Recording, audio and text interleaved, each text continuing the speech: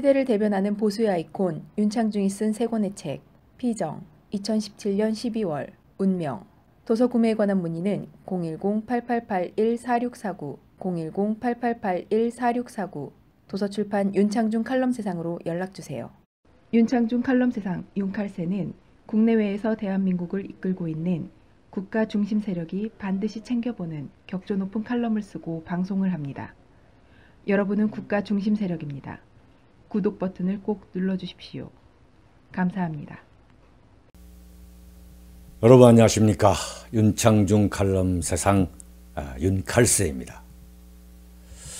요즘 대한민국의 쓰레기 언론, 문재인 대통령을 향해 문비어천가를 경쟁적으로 불러대고 있는 대한민국 쓰레기 언론이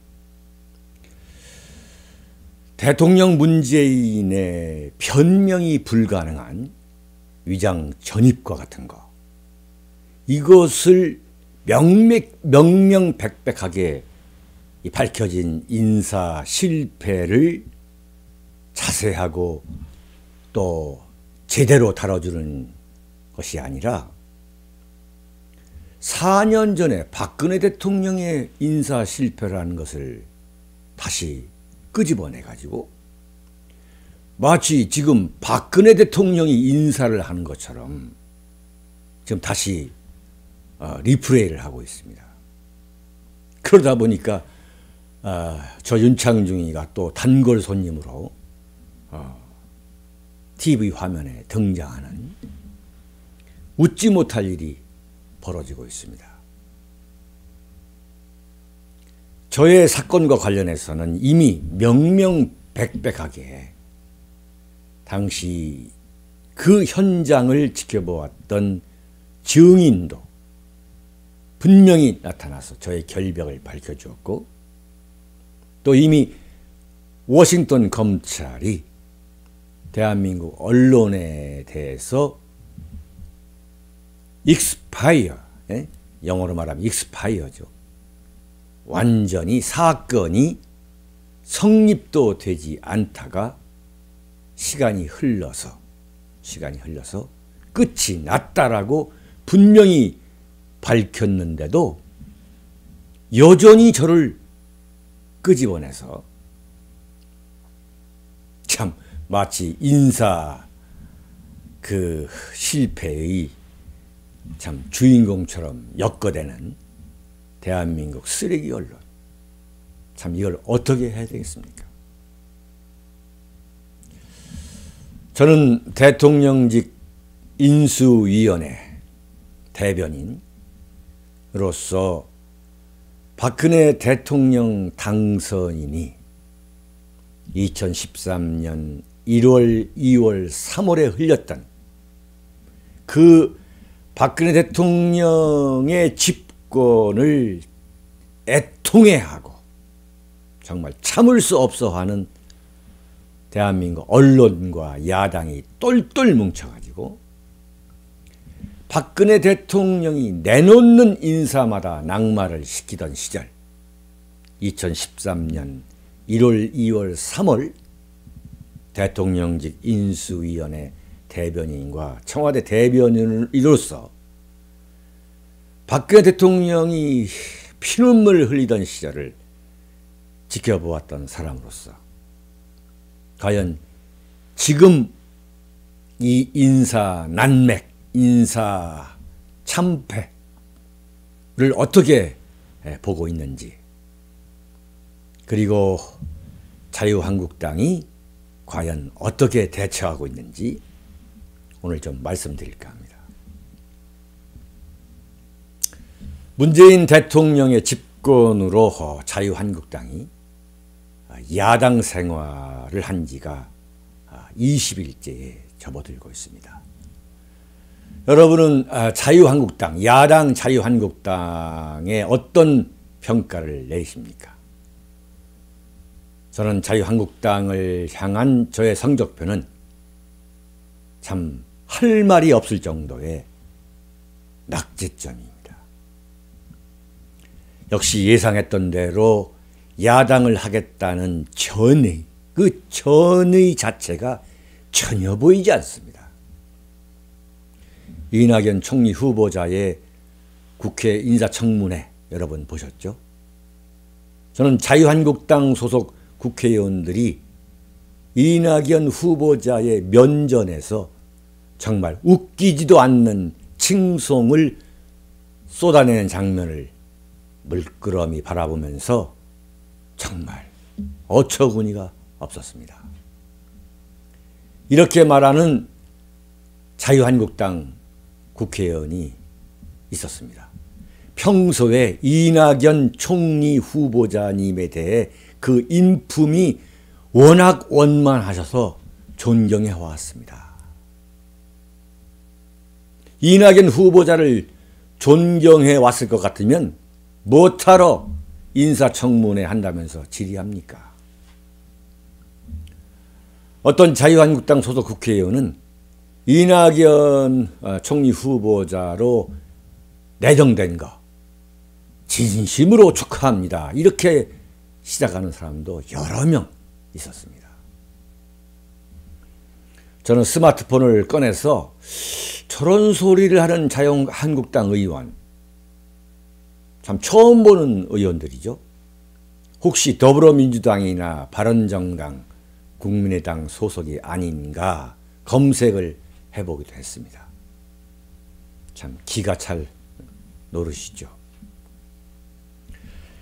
저런 당이 과연 보수우파 민심을 대변하는 정당이냐. 그런 생각들 아닌가 모르겠습니다.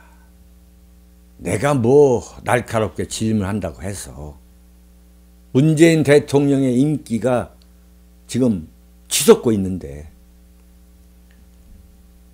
내가 무슨 날카롭게 질문한다고 해서 이낙연 후보자가 낙마할 리도 없는데 하는 그러한 아니한 생각, 비겁한 생각. 어차피 총리가 될 텐데 이낙연에게 내가 왜 척을 지나? 내가 왜 찍힐 게 뭐가 있는가 하는 그런 한심한 기회주의적 냄새를 풀풀 풍기고도 남는 인사청문회였습니다.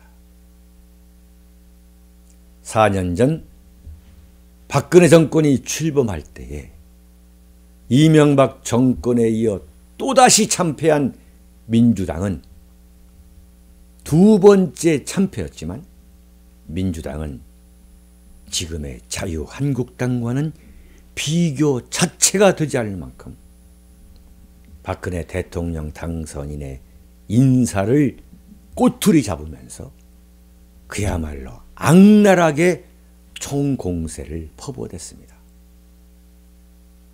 대한민국 쓰레기 언론, 문재인 대통령, 문재인의 정권 창출, 문재인의 당선이 되지 못한 거, 그것을 정말 너무나 분노했던 대한민국 쓰레기 언론과 완전히 한통속이 되어가지고 자고 나면 온 신문에 박근혜 대통령 당선인이 기용한 인물들을 탈탈 털어서 난도질하고 생매장을 해댔던 거 여러분 기억하셔야 됩니다. 그래서 각 분야에서 인격적으로 존경받고 전문성에서 신뢰를 받던 인물들이 바로 문재인의 야당과 언론이라는 이름의 공세에 견디지 못해 스스로 나가 떨어졌습니다. 그러나 박근혜 대통령과 새누리당은 속수무책이었습니다. 초대 총리로 김용준 대통령직 인수위원장을 내정하자 야당은 언론과 한 덩어리가 되어서 악랄한 신상 털기로 이미 박근혜 대통령을 무능하고 소통하지 않고 불통이고 지 마음대로 국정을 하는 아나무인으로 제2의 박정희로 만들어 갔습니다. 초장부터였습니다. 허니 문이고 뭐고 할 것 없이 무작정 야당과 언론은 조져댔습니다. 윤창중을 박근혜 대통령 당선인의 첫 번째 인사로 내정하자 이에 놀란 야당이 오줌을 지린 사람이 있다는 거 아닙니까? 자다가 벌떡 일어난 사람도 있다는 거 아닙니까? 그리고 새누리당에 있었던 이해운 같은, 서울 서초구의 이해운 같은 의원, 지금 바른정당에 나가 있죠. 짜장면을 먹다가 젓가락을 놓쳤다는 거 아닙니까? 왜 놀랐겠습니까? 정체성, 자유민주주의와 시장경제, 대한민국의 국가 정체성과 역사적 정통성에 대해서 누구보다도 확고한 원칙을 갖고 있는 저 윤창중. 그가 박근혜 정권의 첫 번째 인사가 되니까 이해운 같은 그런 수박 보수들은 짜장면을 먹다가 젓가락을 놓칠 수밖에 없지요. 그래서 안 되겠다. 야당과 언론은 허니문이고 뭐 할 것 없이 무작정 조져댔습니다. 그랬던 야당, 그랬던 언론이 지금 여당과 또한 집권 세력을 만든 언론이 허니문 어쩌고 하면서 왜 문재인 대통령의 인사를 꼬치꼬치 밝히려 하느냐. 대신해서 막아주고 있는 게 언론 아닙니까?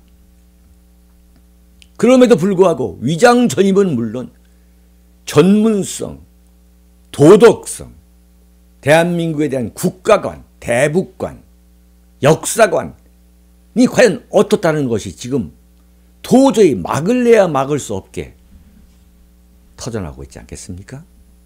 터져나오고 있습니다. 생각하면 할수록 박근혜 대통령을 포함해 당시 새누리당, 특히 친박계의 무사 안일에 거듭 환멸을 지금도 저는 느끼곤 합니다.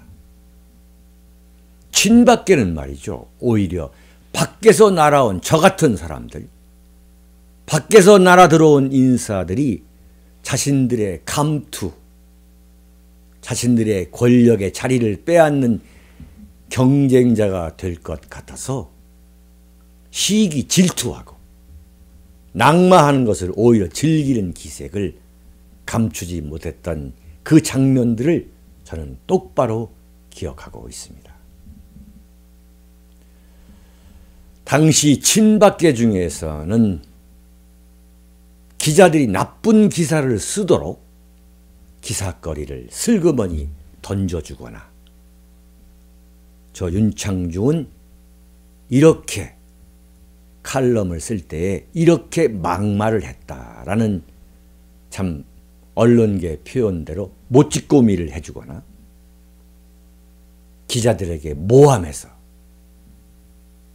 무슨 예컨대 제가 누구의 천거를 받아가지고 참 그야말로 박근혜 대통령의 첫 번째 인사가 됐다라는 거짓말을 지어내가지고 모함하고, 제가 분명히 말씀드리지만 저는 누구의 천거를 받은 일도 없고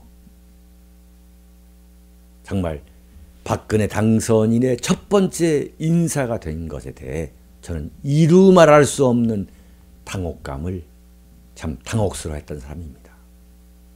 그러나 제가 박근혜 정권을 세우자, 박근혜 정권의 탄생을 위해 제가 저의 영혼을 바쳤던 사람으로서 제가 도저히 거부하는 것은 저의 애국심에도 맞지 않는다라고 판단해서 제 나름대로의 애국심에서 제가 대통령 당선인 수석대변인 자리를 제가 받아들였던 것입니다. 그런데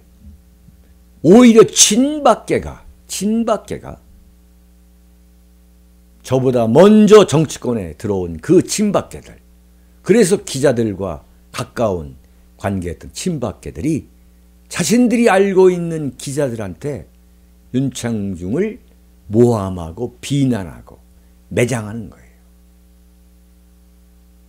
제가 누구라고 밝힐 수가 있습니다. 그런 사람들이 박근혜 대통령 주변에 가장 가까운 데에 있었기 때문에 박근혜 정권이 안타깝게도 망할 수밖에 없었다.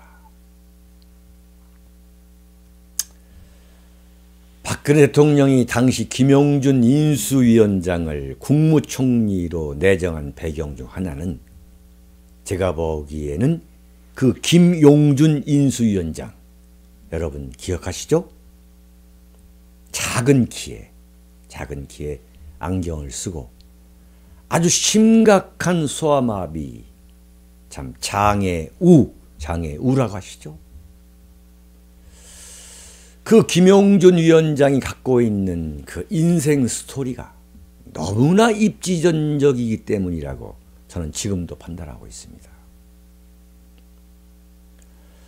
그런 정말 심각한 그 장애우, 소아마비를 알았던 그 장애우인 그 김용준 인수위원장이 헌법재판소장을 지낸 경력도 경력이지만 그분은 제가 짐작한 것보다 훨씬 심각한 수준으로 두 다리를 쓰는데 큰 장애를 갖고 있었습니다. 그리고 청력도 상당히 심각한 장애를 갖고 있었던 것이 사실이었습니다. 그분이 그 이동하는데 어느 정도 어려운 형편이었냐 하면은 그 인수위원회로 쓴 삼청동 금융연수원에 올라가다 보면은 그 계단이 있습니다. 연수원 그 정문으로 들어서는 그 계단이 있는데 그 계단을 따라서 혼자 지팡이를 짚고 올라갈 수 없는 그러한 신체적인 상황이었습니다.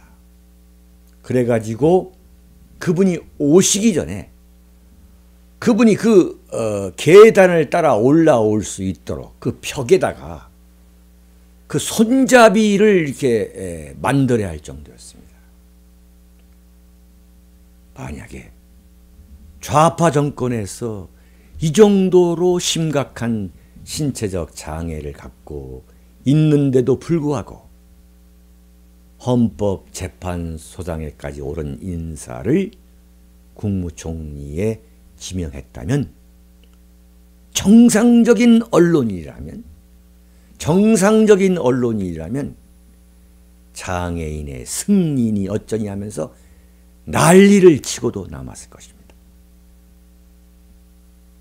만약 문재인 대통령이 지금 김용준 씨 같은 그런 정말 심각한 장애우를 국무총리로 내정했다면 지금 언론은 정말 대한민국이 뒤집어질 정도로 난리를 치고도 남았을 것입니다.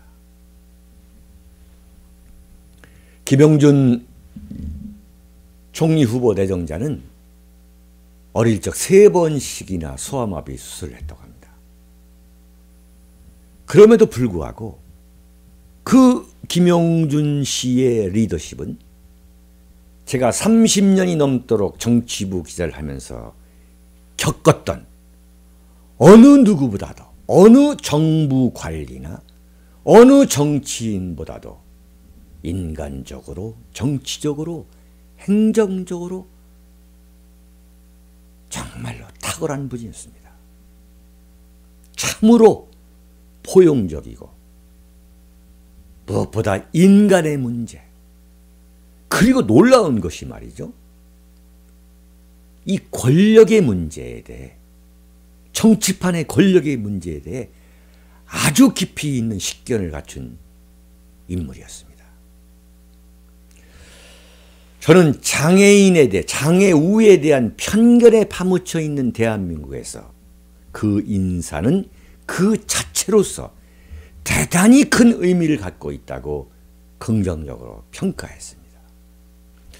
아, 이런 인사가 있을 수 있구나.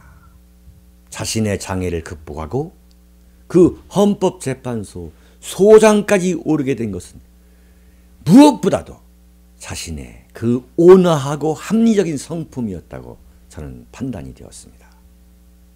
1m 60cm가 되지 않는 작은 체구, 그러나 저는 제가 본 인물 중에서 가장 거인의 품격과 인성, 거인, 그리고 지적 능력을 갖춘 인물로 지금도 평가하고 있죠. 청력에 문제가 있었습니다. 그 청력을 대한민국 언론이 그때나 지금이나 문제를 삼고 있습니다. 그러나 제가 목격한 김용준 총리 후보자는 나름대로 소통할 수 있는 방법을 체득하고 있었습니다. 물론 정상적인 사람처럼 의사소통에 문제가 없는 것은 아니었지만 결정적인 흡은 될 수 없었다고 저는 증언할 수 있습니다. 그러나 야당과 언론은 이 장애우를 총리에 내정하니까 이게 막바로 공격을 할 수가 없는 그러한 다소 난처한 그러한 시간을 하루 정도 보내더니, 하루 정도 조용히 기다리더니 이내 김용준 씨를 부동산 투기꾼, 아들들을 군대에 보내지 않고 뺀 파렴치한 인간으로 서슴없이 매도하기 시작했습니다. 그러나 당시 집권당인 새누리당은 어느 누구 한 명 지원 사격을 하지 않았습니다. 저 윤창중이가 박근혜 대통령 당선인에 의해서 첫 번째 인선으로 제가 수석 대변인으로 기용됐을 때 지원 사격은커녕 유승민은 저를 극우라고 매도했고, 홍준표 전 경남지사는 또 역시 저를 극우라고 매도했습니다. 지금 더불어민주당 내에서 문재인 대통령이 임명하는 인사에 대해서 극좌라고 낙인 찍는 사람이 있습니까? 제가 볼 때 극좌가 차고 넘칩니다. 임수경을 방북시킨, 임수경의 방북을 주도하고 기획하고 성사시킨 임종석, 그리고 민정수석 조국, 정말 더불어민주당이나 어느 좌파 세력 못지않게 뺨치게 대학 교수로 있으면서 서울법대 교수 임례하면서 보수우파 정권 세력에 대해서 비난을 퍼부었던 조국,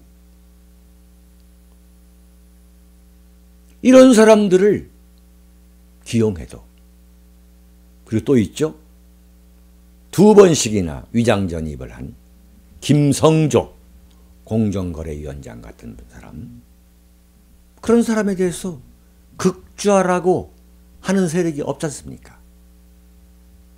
더불어민주당 내의 비주류 세력조차도 그런 소위 말하는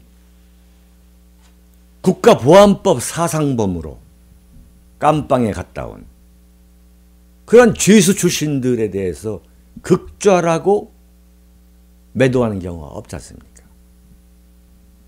그러나 4년 전에는 새누리당 자체가 박근혜 대통령의 그 인사를 흔들어댔습니다.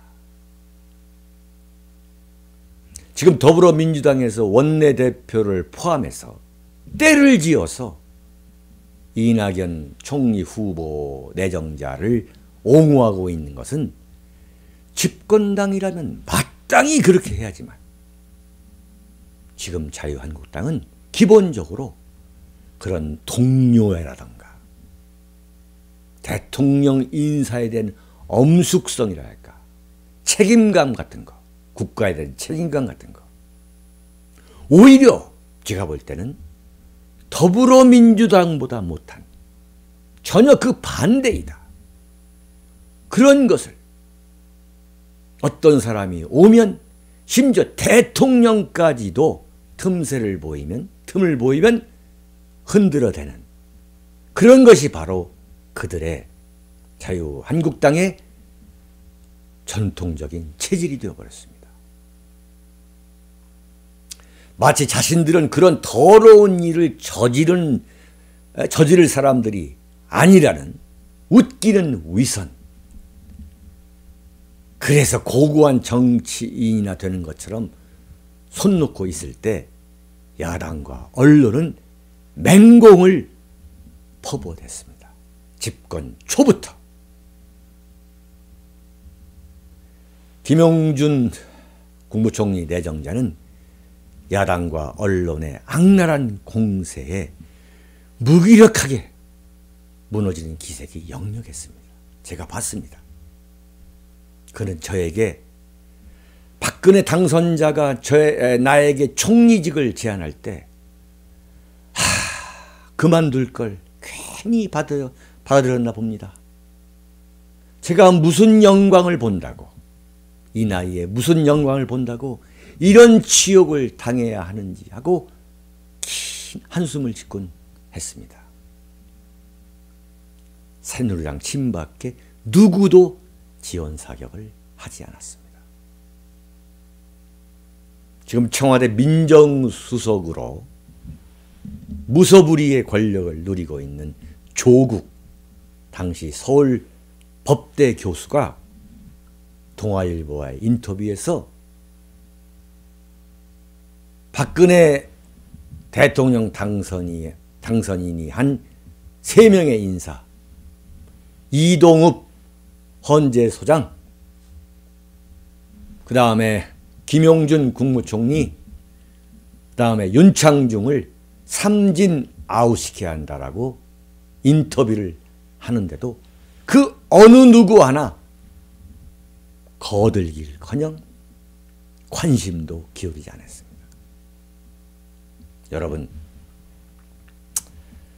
제가 제 얘기를 말씀드려 송구스럽지만 불행하게도 제가 개입된 그런 시절이었기 때문에 제가 여러분에게 충정을 갖고 그 당시를 증언하는 것입니다. 이해해 주시기 바랍니다. 김용준 국무총리 후보자는 내정된 지 닷새 만에 완전히 무너졌습니다. 기자들이 자신의 아들들을 추적하는 것은 기본이고 도대체 김용준 씨의 손자들이 뭘 안다고 그 손자들이 다니고 있는 학교에까지 찾아가서 뒤져대고 심지어는 가족들과 함께 저녁 식사를 하면서 나눈 대화 내용을 그 현관 옆에서 듣고서 엿듣고서 당연히 정확하지 않은 소리죠. 그런 대화 내용을 그대로 장문을 해가지고 신문에 냈습니다. 마치 무슨 범죄 집단이 끼리끼리 자기네들끼리 모여가지고 무슨 파티라도 하는 것처럼 기사를 써댔습니다. 완전히 김용준 국무총리 내정자는 인내의 한계를 느끼고 닷새 만에 자진 사퇴하겠다라는 결심을 굳히고 인수위원회에 출근했던 겁니다. 김용준 위원장이 국무총리에서 자진 사퇴하는 날 정확히 2013년 1월 29일 오후 2시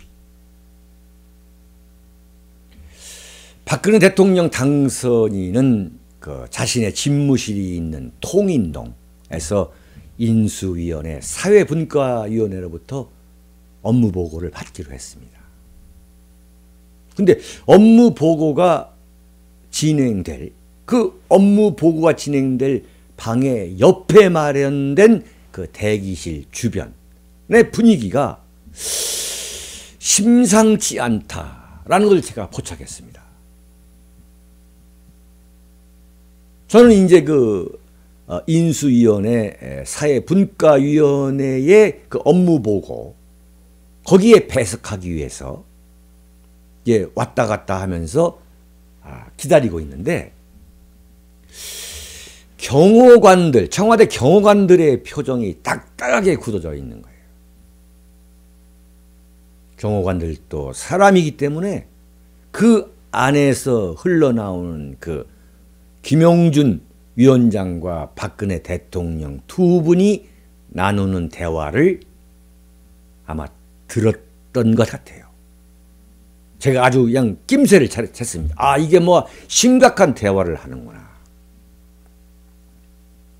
그래서 박근혜 대통령과 김용준 위원장 사이에서 상당히 심상치 않은 대화가 진행되고 있구나.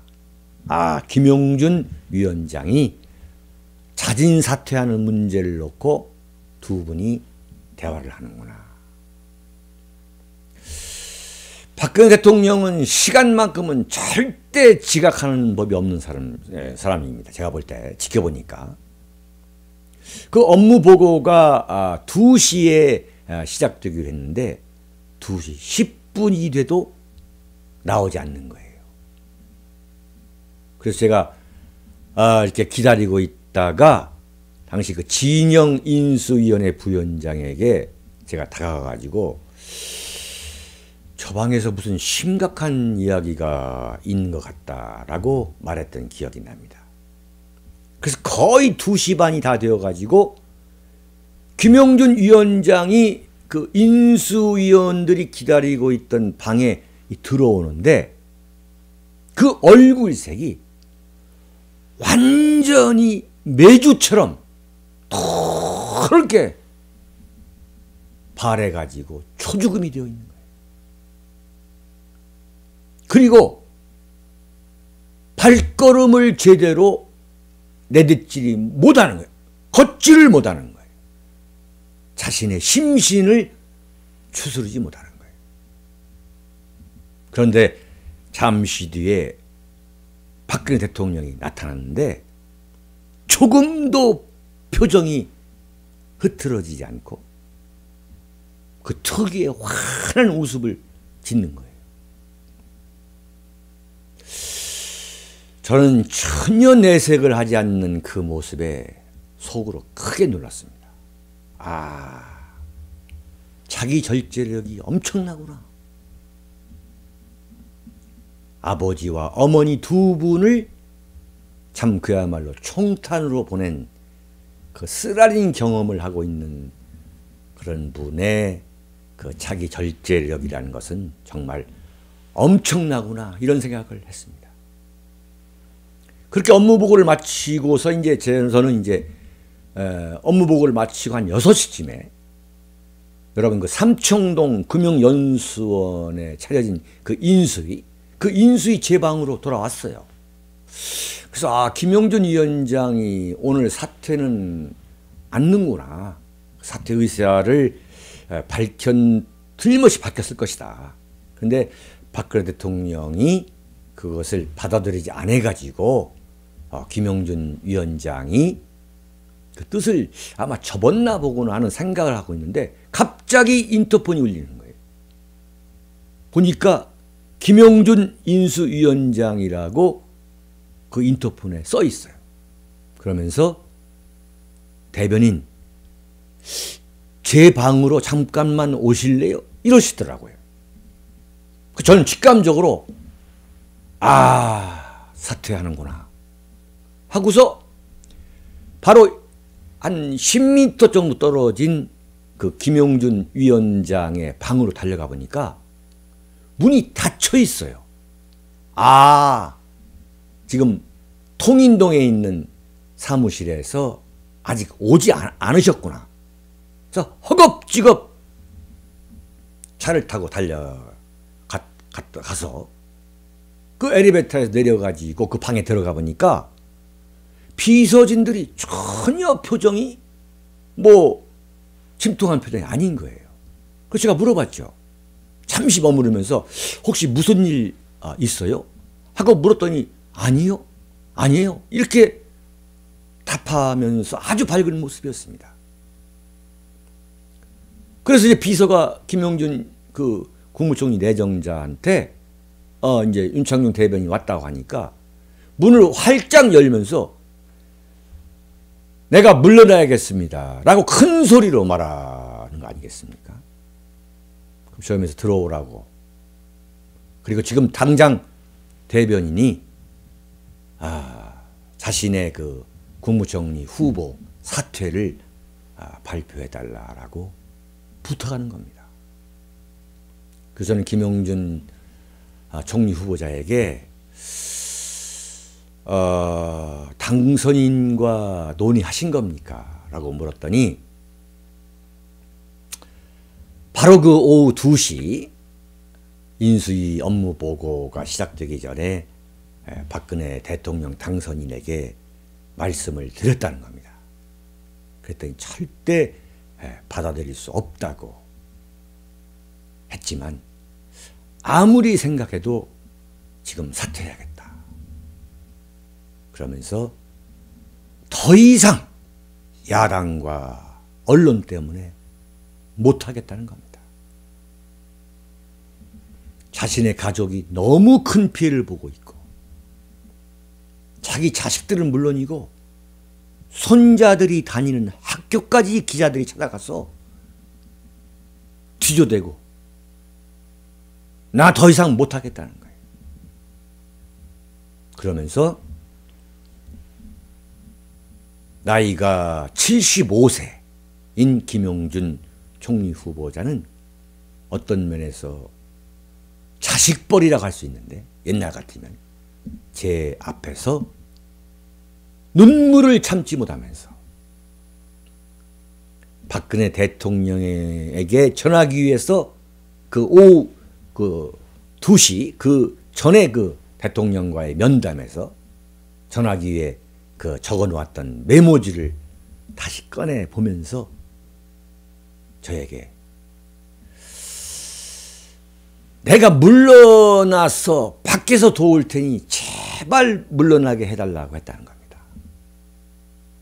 그러면서 그분이 그 눈매가 아주 눈썹이 그 많고 그 큰 눈망울인데 그 눈망울에 눈물을 가득 안고서 울음을 참지 못하는 거예요. 그런데 그 흐느낄 때 그 소아마비의 그 두 다리가 이렇게 마치 이렇게 움직이는 거예요. 네? 마치 가위처럼. 저는 그 김용준 총리 후보자가 불러주는 내용을 탁자 위에 놓인 메모지에다가 차근차근 받아쓰면서 문맥을 정리했습니다. 지금도 그 메모지를 보관하고 있습니다. 김용준 총리 후보자는 저의 부덕의 소치로 국민 여러분께 걱정을 끼쳐드리고 박근혜 대통령 당선인에게도 누를 끼쳐드리러 국무총리 후보자직을 사퇴하기로 결심하였습니다. 그는 너무 비장했지만 눈물을 참지 못하는 70대 중반의 그의 모습은 너무 처량했습니다. 저와 단둘이었습니다. 김용준 총리 후보자는 자신의 자진 사퇴 이유가 언론 때문임을 분명히 합니다. 이 기회에 언론기관에 한 가지를 부탁드리고 싶습니다. 국민의 알 권리를 충족시키기 위한 보도라도 상대방의 인격을 최소한이라도 존중하면서 확실한 근거가 있는 기사로 비판하는 풍토가 조성되어 인사청문회가 원래의 입법 취지대로 운영되기를 소망합니다. 발표문이 거의 정리되어 가던 시간에 인사청문회를 준비하던 총리 비서실장과 팀원들이 허겁지겁 방으로 들어와서 만류했습니다. 그러나 김용준 후보자는 완강했습니다. 김용준 총리 후보자의 방을 나오면서 인수위 기자들에게 저녁 7시에 중대 발표가 있다라는 문자를 보내도록 제가 지시했고, 그러면서 삼청동 금융연수원 인수위 기자실로 달려가서 그 기자실 옆에 있는 행정실에서 잠시 숨을 고르고 있는데 전화가 걸려왔습니다. 박근혜 대통령 당선인 비서실장 유호일 씨였습니다. 지금 경제부총리죠. 그 유호일 비서실장은 박근혜 대통령 옆에서 전화를 거는 것 같았습니다. 김용준 위원장의 사퇴를 만류해 달라는 것이었습니다. 제가 대변인이 김용준 위원장의 사퇴를 만류해 달라. 그리고 내일 발표할 수 있는 것 아니냐. 이렇게 말했습니다. 저는 기자들에게 발표를 15분 정도 연기하겠다고 다시 공지하고 김용준 위원장에게 박근혜 당선인의 그 뜻을 전했더니 대변인이 꼭 좀 발표해 달라고 애원하듯 부탁했습니다. 그래서 저는 발표했습니다. 이렇게 박근혜 정권이 야당과 언론의 총공세에 의해 무너지기 시작하는구나. 박근혜 대통령에 의한 정권 재창출에 이를 갈며 분개했던 야당과 언론의 총공세로 인해 박근혜 정권은 제대로 세워지지도 못하고 붕괴부터 하기 시작했습니다. 박근혜 대통령 당선인 그리고 박근혜 대통령은 이렇게 1월, 2월, 3월 피눈물을 흘리면서 내각 인사를 해나갔지만 하는 족족 이렇게 야당과 언론의 합작과 총공세로 눈에 띄는 인물은 인사를 할 때마다 족족 이렇게 야당과 언론의 합작과 총공세로 제대로 세우지도 못하고 무너져 갔습니다. 그럼에도 불구하고 새누리당은 죽은 듯이 조용했습니다. 박근혜 대통령 당선인이 김용준 위원장을 국무총리에 내정한 것이 잘못됐다는 야당과 언론의 총공세에 주눅이 들어서 이미 쑥대밭이 되어가고 있었습니다. 지난번 탄핵 사태 때 당시 새누리당이 했던 그 기회주의적인 모습, 그것이 그대로 재현됐습니다. 그런 악랄한 야당과 언론이 4년 내내 박근혜 정권을 두들겨 패다가 마침내 최순실이라는 호재가 걸려들자 정권 자체를 아예 붕괴시키고 새 정권을 세웠습니다.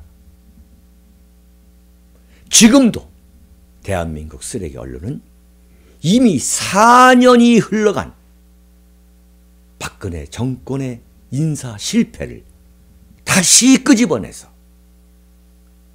한 사람 한 사람 끄집어내서 저를 비롯해서 문재인의 인사 실패를 대신 희석시키는데 악용하는 비열한 짓들을 해대고 있습니다.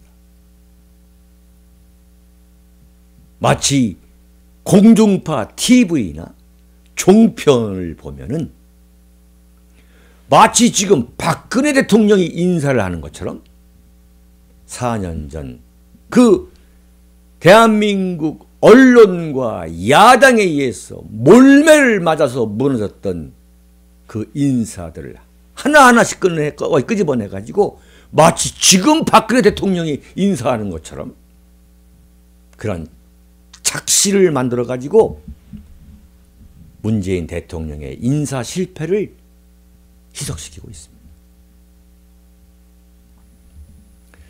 자유한국당이 문재인 공화국이 출범한 지 20일이 지난 지금처럼 야당을 한다면, 앞으로도 그런 자세로 야당을 한다면 보수 우파 정치 세력이 재기하고 재집권하는 것은 전혀 기대할 수 없다고 저는 단언합니다. 여러분이 안타깝게 제가 드리는 말씀을 받아들일 수 있겠습니다만 저는 이 말을 하지 않을 수 없습니다.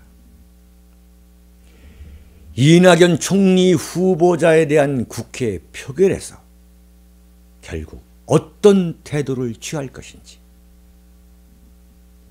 그리고 그 숱하게 결격 사유가 터져나온 문재인 공화국의 인사 참사를 소 닭 보듯이 할 것인지, 아니면 은하무 다리 위에서 맞짱을 뜨려는 검투사의 그 결연한 행동들을 똘똘 뭉쳐 보여줄 것인지 어쩔지, 그걸 보면 자유한국당의 미래를 대략 점칠 수 있습니다. 대략 내다볼 수 있습니다. 자유한국당이 당장 문재인 공화국의 인사청문회에서부터 이번 7월 3일 전당대회에 이르기까지 그 기간 동안 당 대표에서부터 현관 경비원에 이르기까지 행동하는 보수, 전투적 보수, 투쟁하는 보수, 투사들이 모인 자유한국당으로 다시 태어나지 않는다면 그저 암담할 뿐이라는 사실을 이 땅의 보수 우파 세력은 미리 알고 대비해야 할 것입니다. 사랑하고 존경하는 국민 여러분, 해외 동포 여러분, 방송이 자꾸 길어지고 있습니다. 제가 경험했던 거, 제가 쌓은 지식, 이런 것을 여러분들에게 하나라도 더 말씀드리겠다는 생각을 하다 보니까 방송이 길어지고 있습니다. 어떻게 보셨습니까? 여러분 대단히 감사합니다. 시대를 대변하는 보수의 아이콘 윤창중이 쓴 세 권의 책 피정 2017년 12월 운명. 도서 구매에 관한 문의는 010-8881-4649 010-8881-4649 도서출판 윤창중 칼럼세상으로 연락주세요. 윤창중 칼럼세상 윤칼세는 국내외에서 대한민국을 이끌고 있는 국가 중심 세력이 반드시 챙겨보는 격조 높은 칼럼을 쓰고 방송을 합니다. 여러분은 국가 중심 세력입니다. 구독 버튼을 꼭 눌러주십시오. 감사합니다.